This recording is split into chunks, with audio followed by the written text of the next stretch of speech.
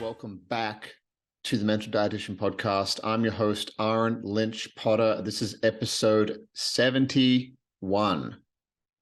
Holy moly. We've been doing this for a while now. I'll be at 100 soon, then I'll be at 200 soon, and then who knows where this will go. But thank you for listening. Thank you for sharing. And if you find value in any of these things, please like, share, follow me on Instagram, share the stuff so other people can get value from it too. I put a lot of effort into this, and I really want people to get the value from listening to my guests speak and me speak. So this one's going to be a part 1 of 2, and it's going to be like a brief overview today. And then the next episode next week, we're going to be diving deep into with one of my guests, and he's been on before. He was on episode number 5. I would highly recommend you go listen to that one as well. His name is Mitchell Vicarage. We are going to get deep, like real deep, into tools to regulate yourself, tools that you can do in your day-to-day life. You don't need anybody else. You don't need to go to expensive counseling or anything like that if you can't afford it. It's things you can do every single day to regulate yourself and get back to yourself and get back to your nervous system.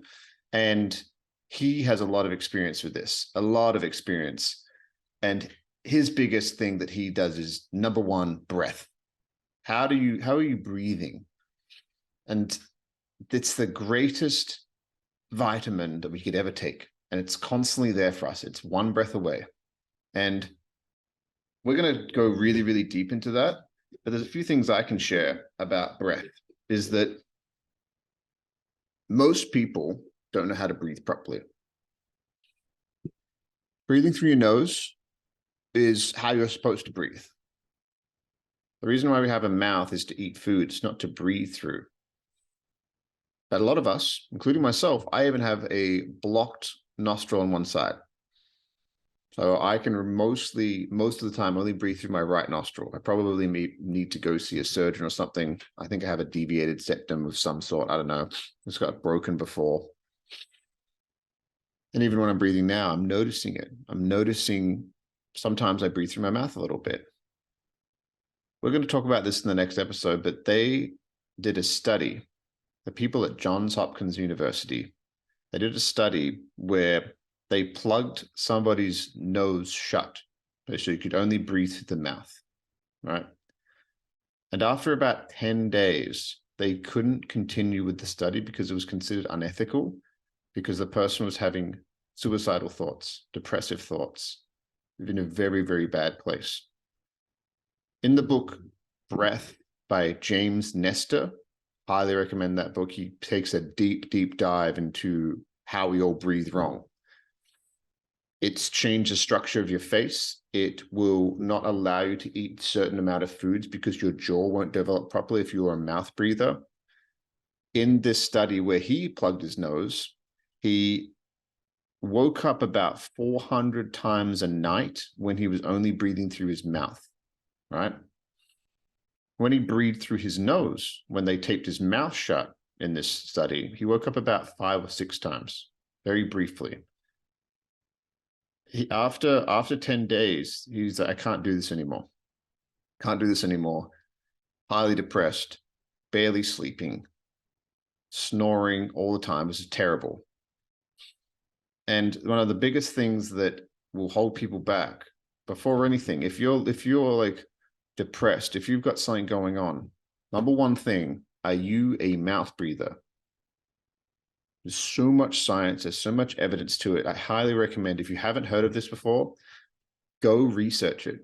Just go read that book, go research the pros and cons. I mean, the benefits of breathing through your nose, there's not really any cons. Cardiovascular wise, they did a study with Olympic athletes, I think it was in Russia, and they gave them a mouthful of water and they said, run around the track, and you could only breathe through your nose and you have to push out the same amount of water that you had in your mouth when we put it in. They noticed a 15 to 20% increase in cardiovascular output. Here's a good example of this. Israel Adesanya is how you pronounce it properly. I want to make sure I pronounce it properly. He has a breathwork coach, And if you ever notice him in the later rounds in any fight he does, he stands there with his mouth shut and he's breathing through his nose. He just stands there getting his heart rate back, because he knows that if he knows this, he already knows this, the top athletes know this, that you have to breathe through your nose, and they will beat the other person strictly because the other person's breathing through their mouth and their cardio will fail them. So those are these things. I constantly, when I'm working out, when I get my heart rate really high, especially in jiu-jitsu, I've beaten more people that are much more skilled than me because I believe that I know this hack of breathing through my nose. It's hard sometimes, especially when you're really, the cardio is really high. You just want to get a big gulp of air in. But I've beaten people who are higher ranked than me, more skilled than me, just because my cardio has allowed me to beat them because they get tired, because I notice they're huffing through their mouth. So breath, it's the number one thing you should start with. I need to research it more. I need to spend more time with it. There's always more to learn in this realm. And Mitch and I next week are going to take a big deep dive on this. He's a breathwork coach. He's a breathwork facilitator. He's been studying breath for many, many years. And it's a big one. It's something that you can do at any time. For example, the double inhale sigh. If you try that, you will notice an instant change in your nervous system. It's a double inhale, inhale as quickly as you possibly can. Then a little one, a little inhale at the top, just to get as much air as you can, and then sigh on the way out. What you'll notice is an instant, it shuts down. It's like a blow-off valve for cortisol. You'll feel it. If you feel anxious, nervous, if you feel like you just kind of like a little bit fidgety, try that. Instant change in your state. Instant. So there's little things like that people use before they go on stage for a talk, or before they go out in front of a bunch of people or whatever, or before you go on a date or whatever it may be. There's little things that you can do to regulate your own nervous system. That's just a tip of the iceberg. Tip of the iceberg. This episode is not to really go into deep. It's just to kind of skate across the top, outline some stuff, and the next episode is to really go deep into these things. Number 2, tools to regulate your nervous system, to regulate yourself. Movement of some sort. This could be anything. It could be lifting weights, which has so many scientific benefits to that, especially as you get older. It increases bone density. It increases everything. Like, where do I even go with this? We all know that lifting weights is good for you. It's good for you, especially as you get older, because a lot of our muscle density we start losing muscle as we get older. That's why increased muscle strength by lifting weights can really help you live longer. So that's one thing. That's lifting weights. Dance. Dance is more than just movement. It's also an expression of your emotions, especially like however you want to dance. Let's put on a favorite song and just move your body. If you're feeling upset, if you're feeling happy, if you're feeling sad, whatever emotion you're feeling, dance is a big one. And a lot of people have a very hard time with dance. They feel very uncomfortable dancing by themselves, just because it's an expression. You're being yourself. You are slowing down, or you're speeding up, or however you want to dance, but you're moving the way that your body allows you to move. And that can be highly uncomfortable for some people.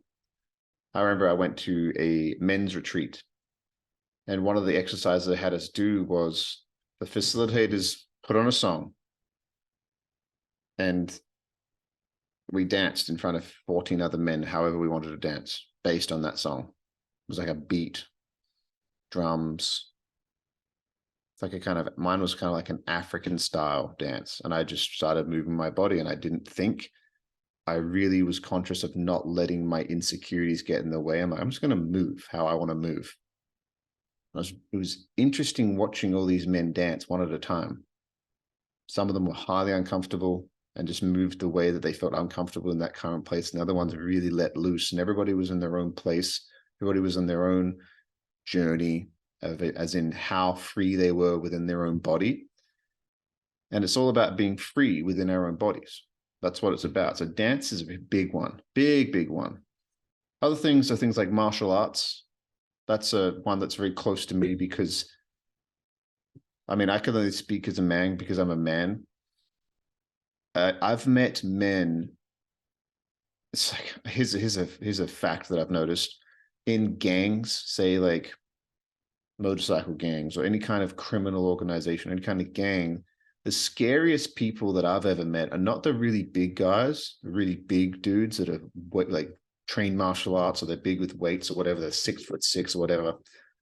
The scariest men I've ever met are small, physically weak, no skilled men that don't know anything about how to defend themselves. And the reason why they're so scary is because they are fearful. They're the ones that pull out knives and guns. People that know who they are and know that they are dangerous and could hurt somebody else, they're not usually, they're obviously scary, but they have a kind of confidence about them. And as a man, I think that it's good to know how to defend yourself. So when you're out in society, if you see something that is not necessarily right, say you see a guy bugging a woman at a grocery store and the dynamic just doesn't seem right, but you have the confidence to just go over there and be like, hey, I think you should leave her alone. And not in a, you're not seeking violence, but you have the confidence if something did happen that you could subdue that person without necessarily really hurting them. That's why jiu-jitsu is so good. You don't have to hurt the person. You could arm drag them, take their back and put them in a chokehold. You could put them to sleep. They're not going to die. You would just put them and they're subdued and nobody got hurt. They'll wake up. You'll still be on top of them and you wait for the police. I've seen many videos online of people doing that and the person did not get hurt. So there's things like that that are very important, I think, especially for men, but also for women. Also for women. I think every woman should know how basic self-defense.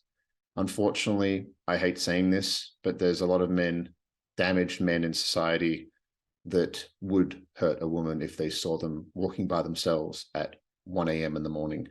But a man walking at 1 a.m. in the morning is in less danger than a woman walking at 1 a.m. in the morning. It's sad that we live in a society like that, but there's a lot of trauma. There's a lot of stuff in society. There's a lot of reasons that has caused this kind of situation to occur. So I think any person that wants to learn how to defend themselves, there's only benefits from that because you can defend yourself and you can also defend other people that maybe don't know how to defend themselves. So that's a big one for me. Martial arts, yoga's a good one. Qigong, Tai Chi. These Qigong and Tai Chi are they're more spiritual than what I would say what yoga is. Yoga has been very far removed of what it originally was. There's more of a spiritual practice. It wasn't about doing a class with 1 million people and hot yoga or anything like that. That's what the West has done to yoga. The yoga was a very spiritual practice where you had a one-on-one practitioner and yoga was specific to you and your body and what you wanted to do. And I think any movement where you are conscious in the moment, that's what yoga is. You're moving your body, you're going in different directions, you're stretching in certain ways, and you're conscious with these movements. Now, if you find yoga classes amazing, awesome, go for it. And if you find yourself connected and you feel good, it's another way to regulate your nervous system. And all these things can be implemented without the help of anybody. And that's what I really want to do. I could have talked about psychedelics. I could have talked about therapy. I could have talked about community and talk groups and all these kind of things. But I wanted to really break down like tools that somebody can do that you don't need anybody else. Number 3, meditation. So this kind of is tied to breath work, but it's a little bit different. They are definitely, you need breath to get into a meditative state. You really, really do. You can't not be conscious of your breath and get into a meditative state. But it's funny, when you get into this deep meditative state, sometimes you're so deep in this meditative state that you are not even aware of your breath anymore. There's a few apps I could recommend. We live in this kind of digital society. If you find it really hard, and a lot of people do, I spoke to a lot of people about this, you find it really hard to get into the zone where you like, I don't even know how to meditate. Do I just sit here and not think about thoughts? That me not thinking about thoughts is thinking about thoughts, and then it just becomes this mess. One of the best apps that I've ever used, and it is the best app I've ever used, is Waking Up. Waking Up by Sam Harris. It is a blue logo with a little head looking to the right. It is very, very good. It's amazing. I mean, I wish I could say that he sponsors the show, but I'm not that big yet. So it's literally just me giving a referral. I get nothing out of it. One day, hopefully I get some referrals and there's some kind of benefit for it too. But I would only ever recommend things that I've personally used. And this is one of those things I've personally used. It's really, really good. It's the best meditation app I've ever used by far. And he guides you through it. And a lot of people have a hard time with meditation because they think it's some hippy dippy new age kind of thing, but that is changing now. This guy, Sam Harris, a lot of you have heard of him. A lot of you know who he is. He takes a very direct, almost scientific approach to meditation. And the introductory course is a 30-day course where he does a meditation for about 10 minutes. And then there's like an 8 to 12 minutes kind of, I didn't even know what to call it, but like a discussion, or he's like, it's like a mini TED talk about what you're going to do in the next meditation and what to be aware of, and questions people have asked him about the previous meditation. It feels like you're doing a course. It's like you're being educated, and then you get to apply what he spoke about in these little brief 10-minute snippets in the next meditation. It's amazing. If you don't need a guided meditation, I would highly recommend just sitting by yourself in a comfortable place, preferably like with a little cushion on your knees with your spine straight, and just closing your eyes and being conscious of your breath for as long as you can. And go in through your nose, out through your nose, or you can go in through your nose and out through your mouth, depending on what you want to do, creating a circular kind of sensation. And that can really help you regulate your nervous system. If you're at work and you're really stressed or you've got a lot of stuff going on, you can go anywhere. You can go to the bathroom real quick if you don't feel comfortable closing your eyes in front of somebody. You could go wherever or go outside or wherever you need to be, and just, even if you did that for a few minutes, you can really regulate your nervous system and get back to that, rather than living in those choppy waters, you get back to that kind of smooth ocean. So that's meditation. Journaling. Journaling is huge. I used to think journaling, I found it highly uncomfortable. Found it so uncomfortable to journal. I'm like, what am I going to write about? Well, how you feel? It's like, well, I don't know how I feel. Cool, write down, I don't know how I feel right now. It's like, well, why don't I know how I feel? And you have a discussion with yourself on the paper. You can, all that stuff, like, well, I don't know how I feel. Well, you should know how you feel. All of that crap, that noise, you can write it down. And it's not for anybody else. Nobody else is going to read it. It's for you. You're developing a relationship with yourself. You're becoming more connected with yourself. And that's what it's all about. What is this spirituality? It's just like, I've got some buddies I work with. They always make fun of me that my chakras aren't aligned, or that I'm not spiritual, or I'm too spiritual, or whatever that means. And I said to one of them the other day, I was like, you know, when you make jokes about me being spiritual, what being spiritual is just becoming reconnected to who your true self really is. So you're basically making fun of me for being me and being connected to myself. And he was like, oh, I actually respect you doing it. I'm just having fun. And I'm like, I know. And then that's what men do. We kind of poke each other and play around with each other. But it was a realization I had that, what is being spiritual? Being spiritual is just reconnecting with your true self and getting rid of the layers and the things and the defenses that you put up to fit into certain situations and certain environments that aren't really you, and peeling those back. And the more you do that, the more you become. And the funny thing is you've been there the whole time. You've just potentially been hiding. Journaling really helped me with that, of getting this stuff, these things out of my mind and out of my head and onto the paper, and looking at it and be like, oh, well, that's not true. But if it's just caught up in my head and banging around up and rattling around up there, it's hard sometimes. So journaling is a big one. So if it's uncomfortable, it means that you should probably go towards that thing. It's a compass. So if any of these things so far that I've spoke about, breathing, movement, dance, martial arts, yogas, weights, meditation, journaling, if any of these things you're like, I don't want to do that, and instantly hear it, I don't want to do that. Pause for a second and be like, maybe that's the thing that I should go towards. In fact, anytime I ever feel that, it's now a compass. Anything I ever feel uncomfortable, I'm like, okay, that's where I'm going to learn something about myself. I'm going to learn something about myself going towards that, because I'm obviously avoiding that for some reason. So I'm going to start working towards that thing. Number 5, nature. Going out in nature, going for a walk, taking your shoes off and touching your feet on the earth. There's a lot of studies with grounding. Some people think it's bullshit. Some people swear by it. I think it is amazing. We are not these robots that should live in concrete boxes and high-rise apartments. We are nature. People are like, oh, I want to get out in nature. I'm like, you're nature. You are nature. Is a bear nature? Well, yeah. Is a bald eagle nature? Yeah. Is a fish nature? Yeah. Is a cow nature? Yes. Is a tree nature? Yes. So how are you separate from that? You are nature.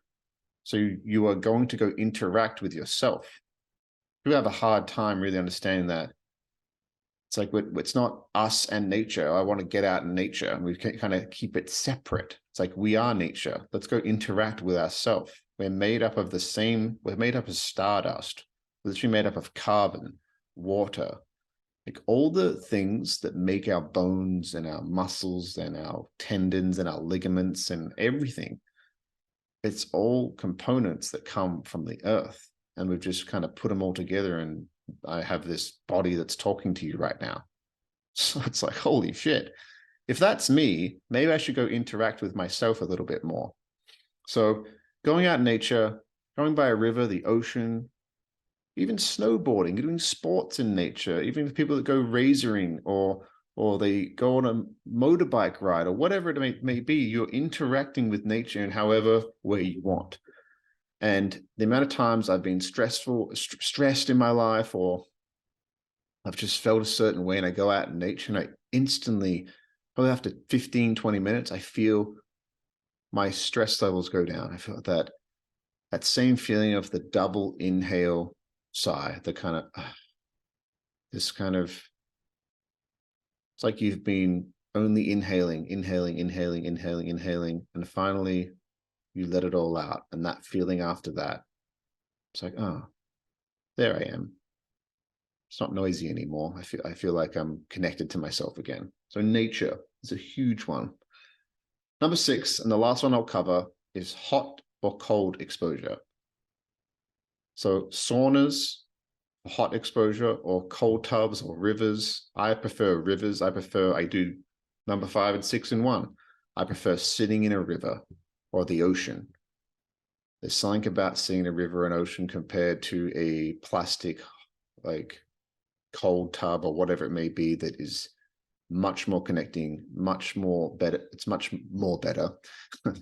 It's much better for my nervous system personally, because I just feel connected to nature. I'm also getting the cold exposure at the same time, where I get to watch how I act when I'm uncomfortable.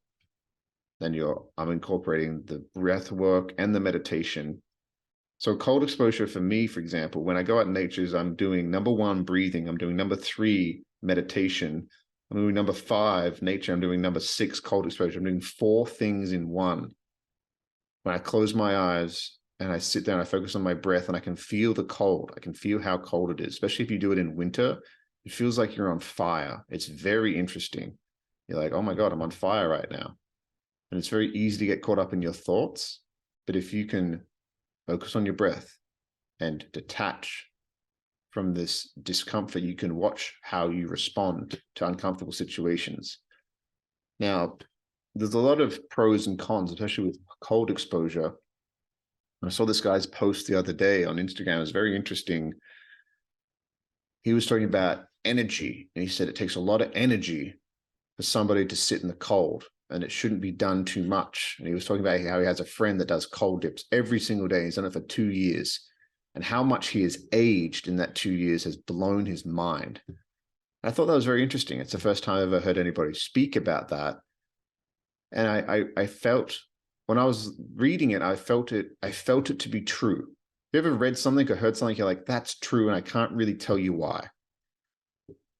We're all energy. We use energy for certain things. And I think if you use too much energy and too much high levels of energy, you'll age quicker and you'll look old. For example, if you look somebody who was addicted to like methamphetamine for a long time, they used a lot of energy.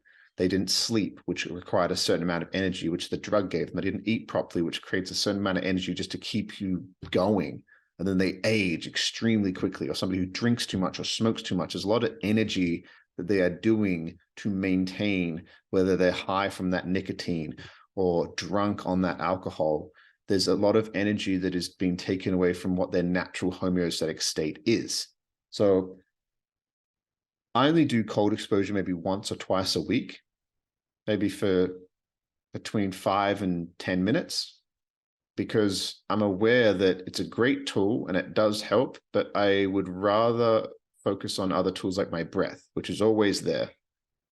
But it's also, cold exposure is also good for sore muscles and things like that. There's a lot of science to do with that. Go do your own research. That's all I would say. Go do your own research with all of this.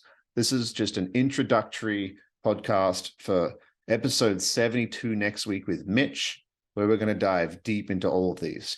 So if you haven't listened to our first episode, number 5, over a year ago that I did with him, go listen to it. Listen to this one, obviously. And then next week, we're going to dive deep in tools you can use to regulate your nervous system and come back to your true self. So you don't have to rely on anything. You don't have to rely on vapes, alcohol, drugs, anybody else. You don't have to rely on therapists. You don't have to rely on anybody. You've got you. You've been there the whole time. And you can do this because all the answers are within you, and they've always been within you. Sometimes you just need a little bit of help to dig them up. Love you guys. We'll talk to you next week, and I hope you have a good week. Bye.